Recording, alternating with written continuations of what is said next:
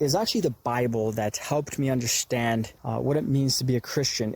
It wasn't a pastor, it wasn't a teacher, it wasn't a church, it wasn't a mission trip. It was the Bible, and it probably could have, in the video game where you hit the speed burst and jump up a few levels, I probably could have jumped up a few levels if I would have just sat down and read specifically the New Testament, of course, the whole Bible, and Romans, Galatians, those books would have really helped me. I had finished Bible college in 2013. This was the time where my biological dad, he was quite young, I think he was 55. He had a bunch of different cancers, and he ended up passing away, and my brother and I were twins. We spent some time alongside his bedside, and I remember calling him the day before he passed away. I have shared this before in a testimony where a friend and I had just basically called him, and we felt to share that he was forgiven, that he could release whatever he needed to do. God forgave him. He doesn't have to beat himself up. He didn't live the most holy life, and he even told me that he wasn't a big fan of church, but he loved Jesus. And the next day he passed away, so perhaps that was just a releasing of the burden. Maybe he was scared of death. I'm not exactly sure. So we ended up going to speak at his funeral. He's on the other side of Canada. I shared a testimony about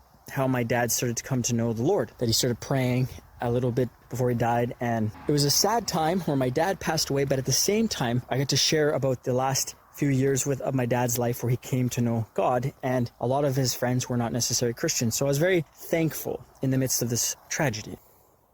And I was on the airplane, and as I was sitting there just praising God, thanking him for the opportunity to share, I had a word in my heart, and I heard the word SBS. And I remember thinking, well, what does that mean? But I laid it down on the airplane. I didn't think about it. And then I went to church, I believe it was a few weeks later, and a lady at church, she had handed me some CDs, and she had said that these CDs are for you. And I popped them in at home, and it was by a guy named Gary Wedstone, and it was called the School of Biblical Studies, SBS.